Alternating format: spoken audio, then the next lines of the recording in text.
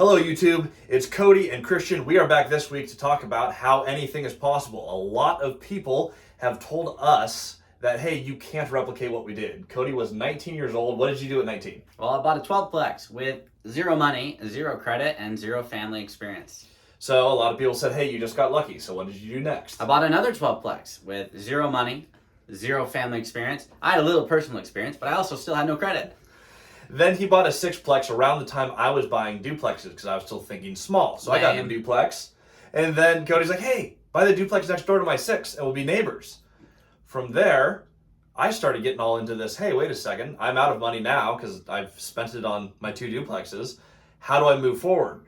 And we bought a 38-plex. Exact same way. From there, within a few weeks of closing out, we bought a 7 and a 6. And if you guys have followed this channel at all, we rolled pretty fast from there. So anything's possible. There's 2 other things people said you can't do. They said, hey, it only works because you're in a tertiary market. So we bought in Seattle, which is an awesome market. Then people said it only works because it's Class C. So we bought a Class A resort that I'm moving into. Also seller financed, also long-term fixed rate debt. Also, watch episodes on that every Saturday. Yeah, that's launching tomorrow, so I got to start working on that. You probably should get that done. However, when you keep it simple, it becomes repeatable. When it gets complicated, yeah, you can have a cool story, however, no one else can do that. And so I started out with no money, no credit, no experience, and I built a portfolio valued over 8 figures today. And it, like, no money out of my pocket. It was $10,000 into multiple 7 figures of personal equity and multiple 6 figures a year in cash flow over the course of 3 years. Now, that's cool and all, but some people think it's too complicated to repeat. Can you do it in Seattle? Yes. Can you do it in Class A? Yes. Can you do it in Class C? Yes. But it doesn't matter if we can do it if you can't. So we have today 2 guys who actually repeated our strategy. We found each other online, and 9 months ago we started chatting, and they just are now closing on a 10-plex. So come on over. I'm the shortest one in the crew, so we'll figure out how to crowd everyone in. If our audio quality sucks, I don't have enough mics for a big room, but we want to share this. We're not worried about it because it's better to be done than perfect. Absolutely. So, introduce yourself. What are you doing? Who are you? Did you come from, rich family in real estate? Incredibly rich. Oh, yeah. All right, what's the richest? So, yeah, they're the richest of the rich. What's going on? Yeah, so I'm Caleb. Chuck. Yeah, we're closing on our first 10-plex here next week in Texas. How are you financing that thing? Seller finance. Okay, that's from your dad, right? Nope. No, sir. Okay, so everyone that's out of the way now, it's not his dad. How did you find that? On market LoopNet. Dude, my first deal was on the market. How long did it take you to buy it? Couple months. Oh.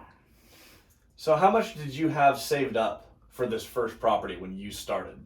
Complete zero. Yeah. $0. By the way, yeah, absolutely nothing. They did our consulting, and their payment has bounced more times than it's gone through on time. Yeah, probably bounced double the amount. Yeah. So if you have literally no money, no family experience, no personal experience, and no credit, turns out it is repeatable, but you got to keep the steps simple. Simple as possible. So how did you structure the seller financing? Because you got no money, you have no reserves. I mean, that's similar to me. I had no reserves. Toughest part. How did you structure the first few months? Because you're closing on it like today or tomorrow. I mean, whenever. Monday, Tuesday, one of those days. Yeah. All right. So how did you structure the seller financing? Yeah, so the hardest part, just having no reserves, is if rents are low and you're not making the cash on cash you need, it's like, well, what do we do? We can't go negative. So the way we did it on our first deal, we're going 6 months of no debt service to start. So no payments at all? No, nothing. That's awesome. We've never done that. Yeah. So it turns out you just keep it simple. I don't want to pay you for 6 months. Okay. You just have to ask. You don't ASK, you don't GET.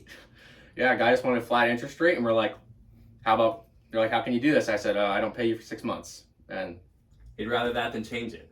And that's awesome. So that'll build up your reserves. And then are you still building the portfolio, or are you stopping at 10? Oh, no. Come on now.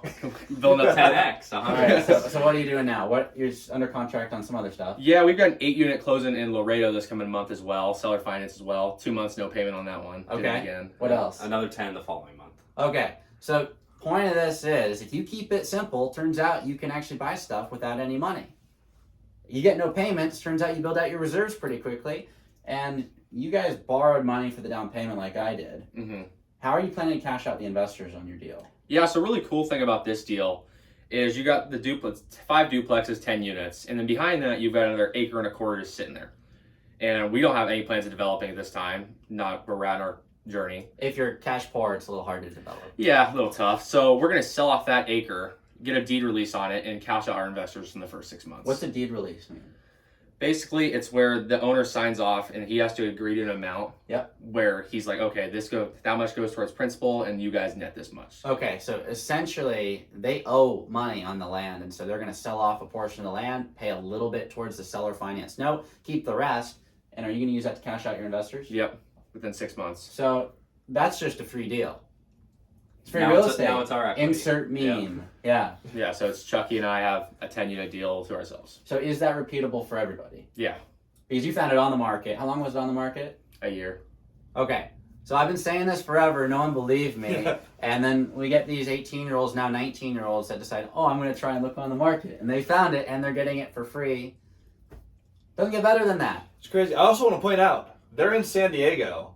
They're buying these deals all in Texas. They wanted to buy in Texas because they don't like California.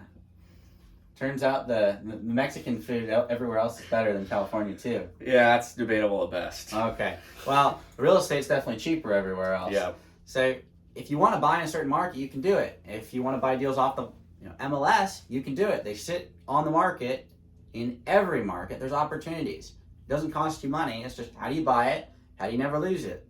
Long-term debt and cash flow. That's it. Do you have anything else you want to share, Chuck?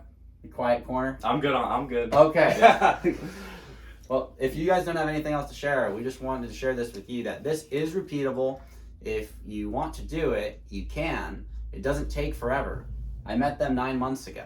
It took me 9 months to buy my first deal. It took them 9 months to put theirs together. Yep. It doesn't take forever. Real estate's not clicking a button, but it's not rocket science. And if you keep it simple, you can repeat it. Now, a lot of the first deal is once you get your first deal, it's usually between 3 to 5 years, you find financial freedom. You guys really grinded hard to get to that first deal. That was not easy, right? Yeah, I definitely didn't go the easy way. I've heard you guys say it plenty of times. We were banging our head against the wall for 9 months, but Turns out it still works.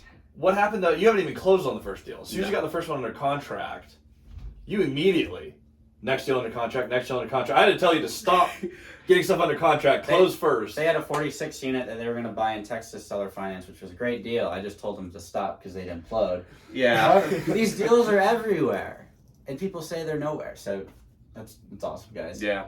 Banging your head against a wall can work. It's a little bit of brain damage. Yeah. It takes a little longer, but gets the job Breakthrough. done. Yeah. Yeah, they're going to pass 100 units in their first 12 months. But it works in and out of market. It works in tertiary markets and primary markets, Class A, Class B, Class C. You can do this anywhere with anyone, anytime. You just need to find the opportunity. Don't get caught up on price. I think everyone here, almost all the negotiations had nothing to do with price, right? No, don't mind overpaying for anything if I get terms. Yep. Yeah, if your tenants pay for it, what's it matter? Yeah, creative financing lets you have more inputs. You can buy things, just figure out the deal first, and then line up the debt and equity. And that's, if you can figure that out, you can do this absolutely anywhere with absolutely any opportunity. Yep. So, boom. It's repeatable. Good job, guys. Appreciate it. Yeah, I appreciate having you guys on. If you want to do this too, check out the multifamilystrategy.com. We appreciate you being the 27% that's made it this far into the video. Like, comment, subscribe, and we'll see you on Monday.